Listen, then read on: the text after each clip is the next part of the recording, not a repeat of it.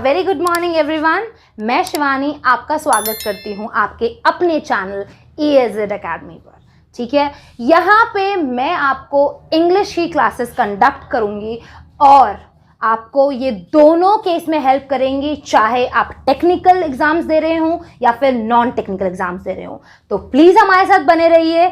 और आज जो है हम अपना पहला चैप्टर स्टार्ट कर रहे हैं इंग्लिश ग्रामर में, और वो है फॉर्म्स ऑफ वर्ब्स। ठीक है, फॉर्म्स ऑफ वर्ब स्टार्ट करने से पहले हमें एक बेसिक इंट्रोडक्शन जो है होना बहुत ज़रूरी है। ठीक है, इंग्लिश में जब हम लोग देखते हैं कि ग्रामेटिकल पोर्शन जो है बहुत सारे लोग ट्रिकी कर देते हैं उस चीज़ को। ठीक है, तो हमें जो है कंफ्यूज नहीं होना है। जब हम इंग्लिश स्टार्ट कर रहे होते हैं तो हम लोग बहुत बेसिक से चलते हुए स्टार्ट करते हैं। ठीक है, तो सबसे ज़्यादा बेसिक होता है वो है फॉर्म्स ऑफ वर्ब्स। ठीक है, तो यहाँ पे जब हम बात करते हैं फॉर्म्स ऑफ वर्ब की तो हम उनको 3 पार्ट में डिवाइड करते हैं यूजुअली। तो पहला पार्ट जो होता है वो होता है टेंस के बेस पे डिवाइड करना। ठीक है, टेंस के बेस पे डिवाइड करना मतलब टेंस जो होता है उसको हिंदी में कहा जाता है काल।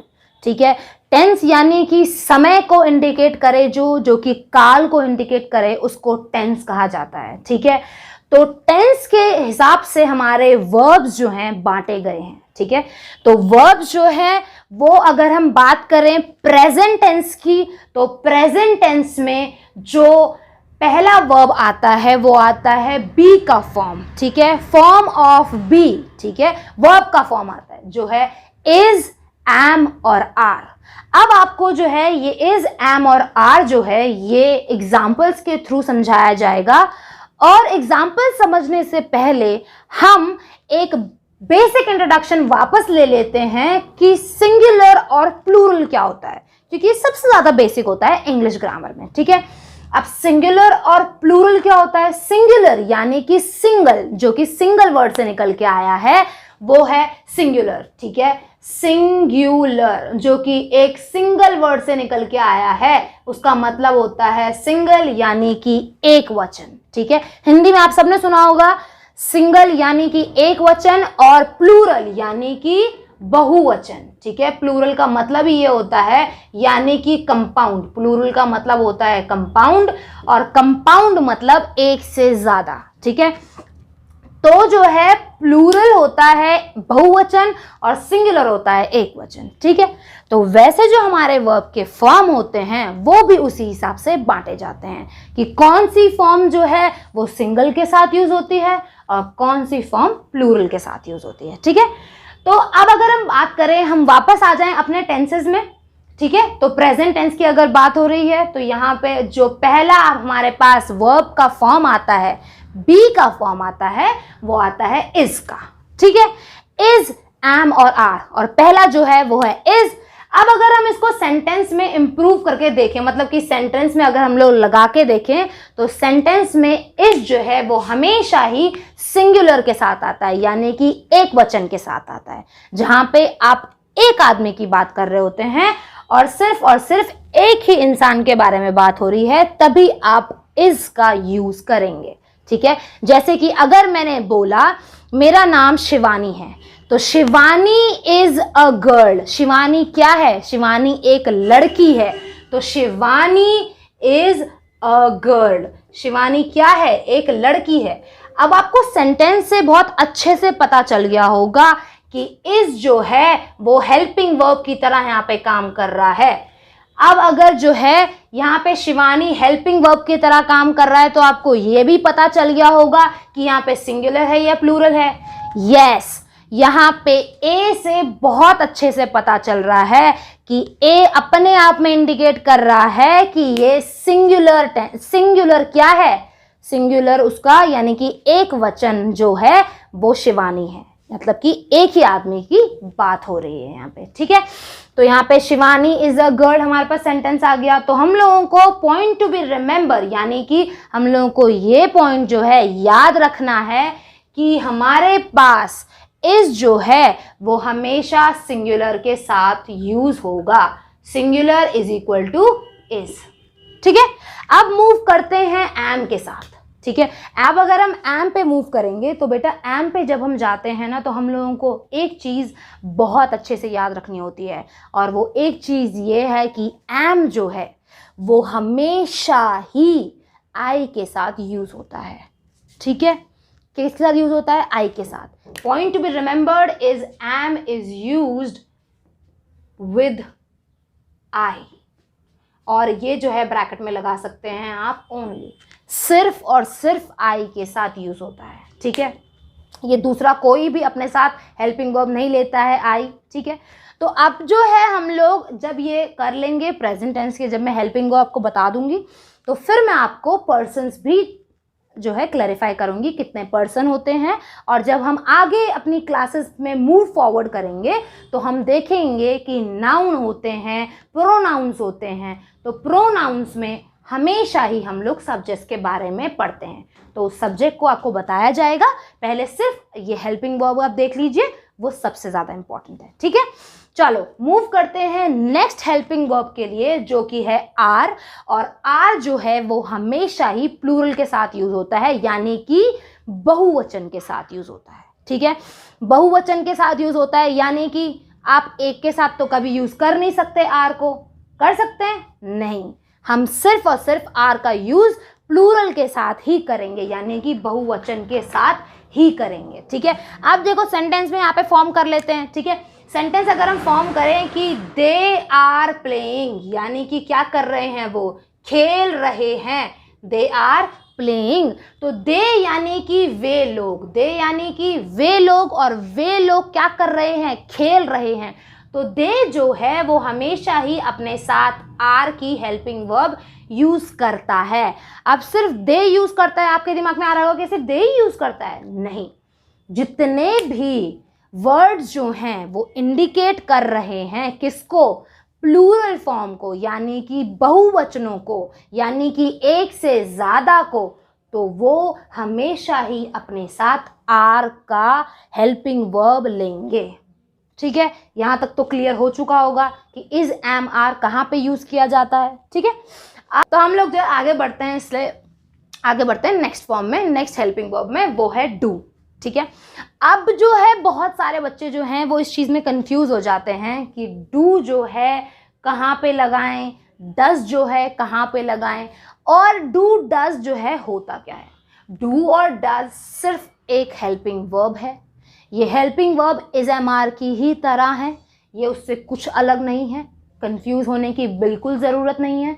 डू और डज जो है वो भी आपको बताया जाएगा कि कहाँ पे सिंगुलर में यूज़ होता है, कहाँ पे प्लूरल में यूज़ होता है, कौन सी चीज़ें, यानी कि जैसे मैंने आपको बताया सिंगुलर यानी कि एक वचन और प्लूरल यानी कि बहुवचन के साथ यूज़ होता है। ठीक है, कौन, जैसे कि हम बात करें तो डू और डज की। ठीक है, तो डू यानी कि वो प्लूरल के साथ यूज होता है। ठीक है, डू को यूज करने से पहले हम लोग डज के बारे में देख लेते हैं।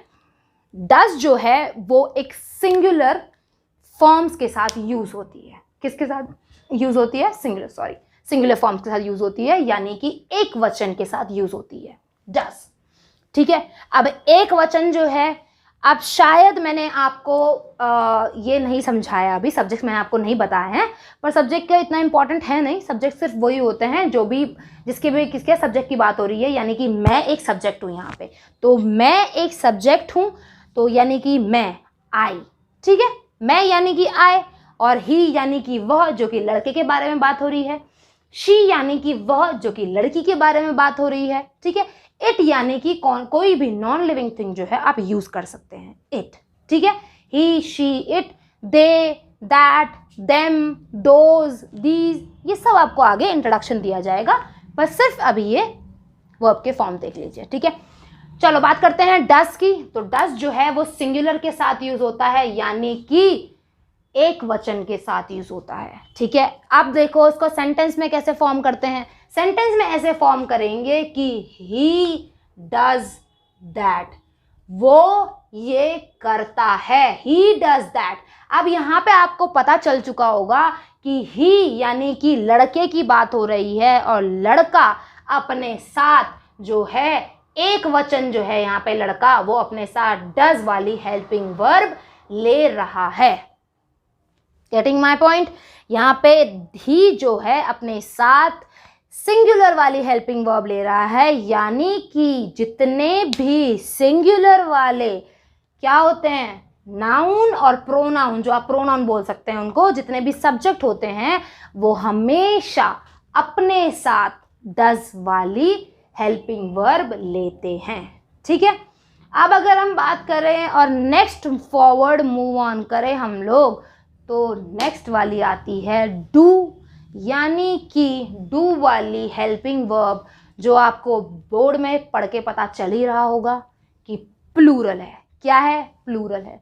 डू एक प्लूरल हेल्पिंग वर्ब है, वो हमेशा प्लूरल्स के साथ यूज होती है, यानी कि बहुवचन क्रिया, बहुवचन सब्जेक्ट के साथ यूज होती है। ठीक है, हमेशा ही बहुवचन क्रिया के साथ यूज होती है डज वाली, सॉरी डू वाली फॉर्म, डू वाली हेल्पिंग वर्ब वाली फॉर्म जो है हमेशा ही बहुवचनों के साथ यूज होती है। ठीक है, अगर इसको हम सेंटेंस में फॉर्म करें तो कैसे फॉर्म करेंगे?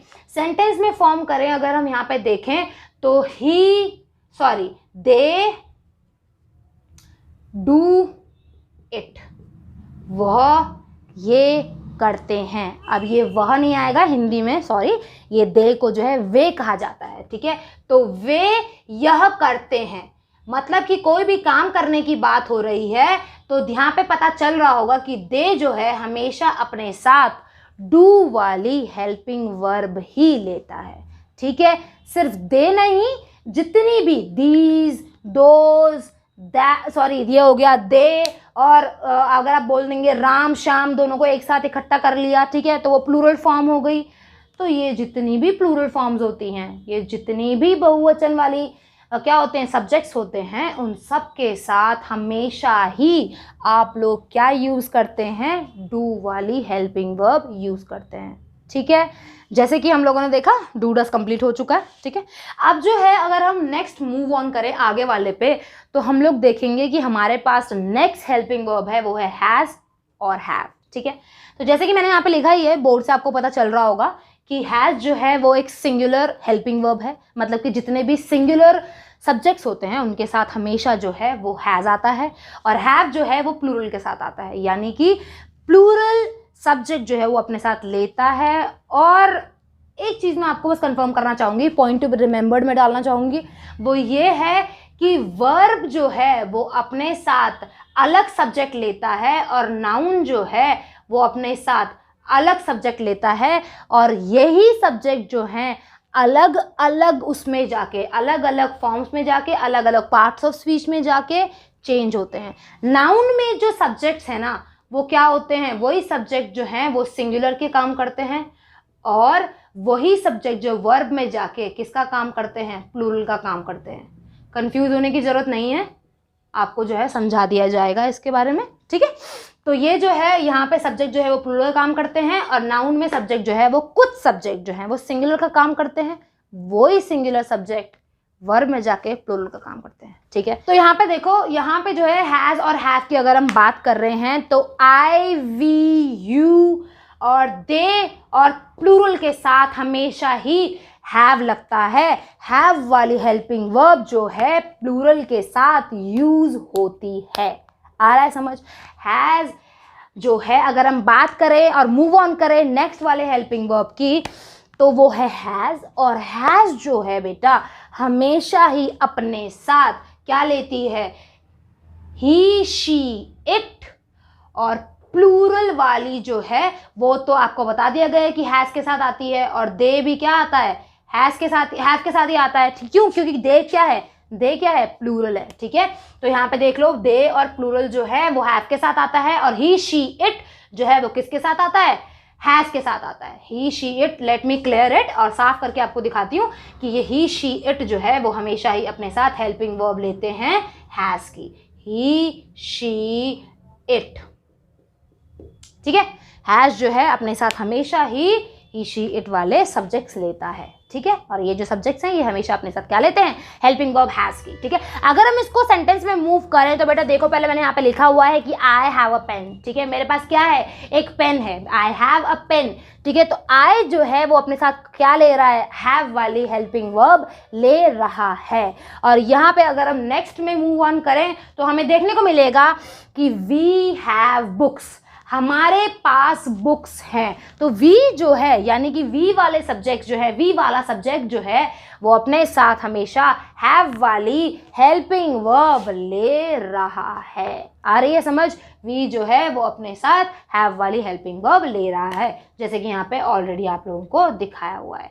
दे में अगर हम मूव करें तो दे जो है, दे हैव अ फुटबॉल, उनके पास एक फुटबॉल है, ठीक है, दे हैव अ फुटबॉल। अब हैव जो है ना बेटा वो ए के हिसाब से नहीं लग रहा है, याद रखना, हैव जो है वो दे के हिसाब से लग रहा है, ठीक है, सब्जेक्ट के हिसाब से जो है यहाँ पे हेल्पिंग वर्ब यूज हो रही है, ठीक है। अब अगर हम मूव करें दे के बाद प्लूरल की यानी कि एक बंच ऑफ उसकी बोल दीजिए, क्राउड की बात कर लीजिए, क्राउड की बात कर लेंगे। तो अगर हम क्राउड की बात कर रहे हैं तो द क्राउड जो है यहाँ पे कभी भी कैसा यूज होगा, प्लूरल में नहीं यूज होता है, हमेशा सिंगुलर यूज होता है। क्राउड यानी कि कलेक्टिव नाउन है वो, ठीक है, यानी कि कलेक्शन है, इकट्ठा किया हुआ है, तो वो एक बन चुका है। क्राउड की बात नहीं करिए। अगर हम बात करें तीन अलग अलग लोगों की, राम श्याम और सीता की, राम श्याम और सीता की बात करेंगे तो राम श्याम और सीता, ठीक है, वहां पे they have a kind of, अगर आप बोल लो कि उनके पास क्या है, दे हैव अ पेन, उनके पास एक पेन है, ठीक है, तो ये जाके हेल्प कर लेता है आगे जाके, ठीक है। अगर हम बात करें हैज़ की तो हैज़ में ही शी इट जो है ये अपने साथ हमेशा ही हैज़ लगाते हैं। ही यानी कि अगर हम इसको सेंटेंस में कन्वर्ट करें तो बेटा देखो, ही हैज़ अ बुक, उसके पास एक बुक है, ठीक है। अगर हम इसी को अगर हम शी में भी देखें तो शी हैज़ अ फ्रॉक, उसके पास एक फ्रॉक है, यानी कि उसके पास एक ड्रेस होने की यहाँ पे दिखाई जा रही है, यहाँ पे संभावना दिखाई जा रही है कि उसके पास एक ड्रेस है, यानी कि एक फ्रॉक है उसके पास, ठीक है। अगर हम बात करें इट की, इट जो है बेटा मेनली जो है नॉन लिविंग थिंग्स के लिए यूज़ होता है। जो थिंग्स जो हैं क्या होती हैं, नॉन लिविंग होती हैं, यानी कि जो थिंग्स जो हैं उन चीज़ों के बारे में बता रही होती हैं जिनमें क्या है, जो जीवित नहीं है, वो सारी की सारी इट कहलाती हैं। और पेड़ को भी आप इसमें गिन सकते हैं, ठीक है। तो इट है, ठीक है, इट डज नॉट ब्रीद, ये जो है ब्रीद नहीं करता है, पेड़ की बात हो रही है। इट डजंट ब्रीद यानी कि वो ब्रीद नहीं करता है, सांस नहीं लेता है। अब उनके सांस लेने का तरीका अलग होता है, पर यहाँ पे क्या पता चल रहा है कि वो सांस नहीं लेता है इंसानों की तरह, ठीक है। तो ये बात कर रहे हैं यहाँ पे, इट डजंट ब्रीद। अब जो है हैज़ हैव हैज जो है, has have do does is am are, ये सारे हेल्पिंग वर्ब हमारे कंप्लीट हो चुके हैं। और आप जो है हमारे चैनल को प्लीज़ सब्सक्राइब कर लीजिए and do give a thumbs up अगर आपको वीडियो पसंद आई होगी। और आगे जो है हम इसी तरह की और वीडियो लेके आएंगे ताकि आपका ग्रामेटिकल पोर्शन जो है उसमें हेल्प हो और अच्छे से आपको एलैबोरेट तरीके से समझने की, ठीक है। Thank you so much, that's it for the day.